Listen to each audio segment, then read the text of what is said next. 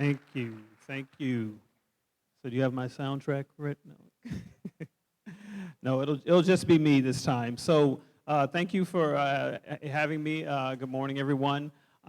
As Neela said, I'm part of the 2015 class of the AAAS-Lemelson Invention Ambassadors. And as she also said, I'm a person who works in imaging systems, visual systems. But today, I thought it would be interesting with some of the things that you're doing at your school to talk about invention in the face of what we call the Internet of Things.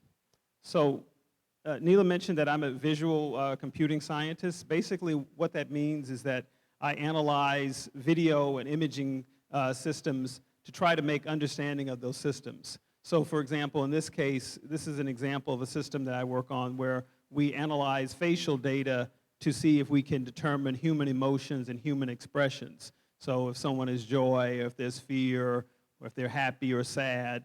And these are very similar to the systems that you see in your smartphones when you take a picture that do automated focus. So this is what I do, and these are the type of sensors I work with. But today I want to talk about sensors and the types of things that you can look at, and really the capacity that you as inventors at your age, some of the things that you can do. When we talk about invention, you know, we sometimes use the terms invention, creation, prototyping, and I want to get into really what that means to do this last item, prototyping. Because it's one thing to come up with an idea and have an idea in your mind of something you want to do, but it's something completely different to actually build it and to create it, and to create a prototype of a working system. So things have changed quite a bit from when I was in school, I guess, and many of us. So when I wanted to build a prototype when I was your age, I had to look forward to high school, then college, then maybe grad school and industry, and by the time I had facial hair, maybe someone would let me touch their lab and I could actually build something. That paradigm is completely different for you now. So right now, it's really high school and the ability for you to build and create something, to invent something, not just an idea, but to create something is now. So these are some of my colleagues in San Diego. This is a group of high school students in Shenzhen, China, and they built a smart steering wheel that can have navigation on your steering wheel as you're driving. And they're very similar in age to you all. So a lot of things that have happened to make that possible is what we've seen in computing changes. So computing, of course, has gotten faster, but the size of computers have also gotten much smaller. Data collection is possible with higher precision because computers are much smaller. So you may have seen these types of devices. This is actually a microprocessor, microcomputer. It's as fast, if not faster, than any laptop that you have. The only difference is your laptops cost a few $100s. You know, this is about a tenth the price. It's pretty much disposable, if you will. So what's happened a lot is that if you have an idea and you want to create something, you can build it on a computer of this form factor, and you can try it over and over again. But this is pretty small, right? Right? Yeah, it's a small computer. It's much smaller than your laptop. So smaller computing, faster computing, smaller sensors makes it possible to build things much faster. I said that was small, but they're actually much smaller than that. The one system on the upper left, that's actually a computer that's attached to a series of oxygen and other types of sensors measuring air quality. So again, back in my day, if I wanted to build a system that would test air quality or test some atmospheric reading, temperature or whatnot, you're talking about a big, bulky system. That fits in your pocket, and you can build over and over. And again, people your age can use this. This is meant for the high school generation, people at your age to build and prototype and invent things. So that's where computers are. Now that's pretty small also, right? Yeah? Pretty small, pretty cheap. Sensors have also gotten much smaller. So there was a time when sensors, like what I'm talking into now is a sensor. This is an audio sensor. It's a microphone. There's a microphone sensor at the top there that's the size of a nickel. all these sensors are about the size of a nickel. So to build something and to create something very small, very compact, very cheap is possible, again, because of these small computers and these small sensors. Any of you take programming? So another good thing about this, as you build a community, as there's more and more sensors, more and more computers available, there's what's called community of developers that are out there. So this is the code to control one of the light sensors. It's available, it's publicly available, you don't need to rewrite it, and it's available in many different computer platforms. So you can go out there and develop and invent things on your own, and it's very easy and very small. So I said that was small, so this is actually, in the computing world, what we consider to be small. Can you see that that's about the size of a human hand? That's a human hand holding a computer that's a little smaller than a nickel. So that's what we're really moving towards in terms of computer innovation. So this, I baited you a bit. This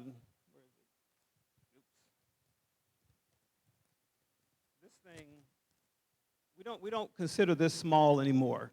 This is actually what we call a large computer in what we call the Internet of Things. And by we say Internet of Things, we're referring to any computer device that can connect to the Internet. Now, if I could build devices with something like this, and I have something that's that size and that form factor, I can put computing anywhere. I can put computing in your clothing, I can put computing in your glasses, I can put it in your hair, I can put it in your skin, I can put it literally anywhere. And that's really the domain that you're looking at and the potential that you're looking at. So my generation didn't have this. My generation didn't have computers about this size that we could build and put anywhere and put them in clothing and put them in any electronic device. And here's the great part. About how much do you think these types of computers cost? Any guess? $1 million, 50. They're about $10. About $10. So, which again makes them disposable. So you can try and create things as many times as you like and create many different applications. So I'm going to talk about a few applications in the little time I have left. There's been an explosion of using these type of micro sensors and micro devices in medical applications. I'm actually wearing one now. It's monitoring my heart rate and my temperature, my perspiration level. It says my heart rate is 96. That means maybe I'm excited to be here. But this is sort of what's happening in the world of these micro sensors. And I'm really excited to see where some of this is going in terms of everyday use. So this is a mother. She's about 6 to 8 weeks away from delivery. And she's monitoring the heart rate, her heart rate, and her baby's heart rate, the fetal heart rate. But guess where she's sitting? Well, yeah, she's in a... I didn't say what she's sitting in. I said where. She's sitting in her living room. She's sitting in her living room, holding a tablet, monitoring her baby's heart rate because she's in an at-risk pregnancy. And her doctor said, hey, I want you to do a quick check. Check your baby's heart rate. So she's sitting there monitoring the heart rate of the baby, and she's doing all of this at home on her own. So this is what these micro sensors allow you to do. So whenever I show this, it's interesting how the women are, and the guys are, You'll get there one day.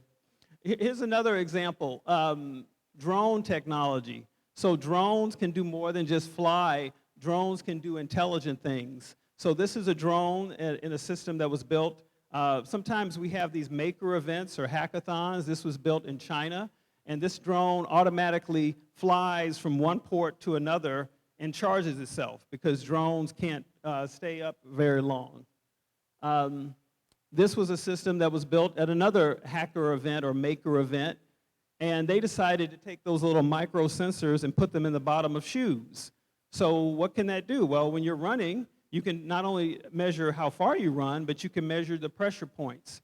You can also measure if a person is standing straight. Again, sensors integrated in every part of your daily life. And even I get into the act sometimes. That's me. I'm trying on the world's smartest bike helmet. These were developed by people, freshmen and sophomores in college, 18, 19-year-olds. and a smart helmet with a rear view camera and a sensor. So if I tilt my head like this, it automatically flashes to let you know that I'm going left and right. So again, invented by people your age. But this is the system I'm probably most excited about, and this is the last example. So sometimes, I forget how, we label generations by years and when people were born. Your generation is called, what, the selfie generation, right? You take a lot of selfies? You don't? Is the selfie? No, it's not selfish, I'm sorry, selfie generation. So this was a system that was designed with one of those microcomputers and a micro sensor, a camera, and the idea is that you can wear this on your wrist, and it's like a watch. You wear it on your wrist, but it's a wrist device that turns into a drone. So it flies off your wrist, and it circles back, and it takes selfies of you. So as you can imagine, if you're rock climbing, you don't want to do this. So again, this concludes what I wanted to share with you. But the point I wanted to get across is that computers are getting smaller, computers are getting faster, of course, but sensors and things are getting much cheaper. And the ability for you to develop and make things within your own environment, in your own facility, that's changed dramatically from when I was in my youth and I was your age. And I really encourage you to take advantage of that. If you want to invent something and you want to create something, you can go beyond just the idea. You can build it very quickly. And the last thing I'll show, there are lots of resources out there. Even if you don't have these computer equipment, you can go to Instructables.com, see tons of information and downloads on how to build these things. So start to think about the things you can invent, start to think about the creativity and how you can translate that into a prototype, and get busy inventing. Thank you.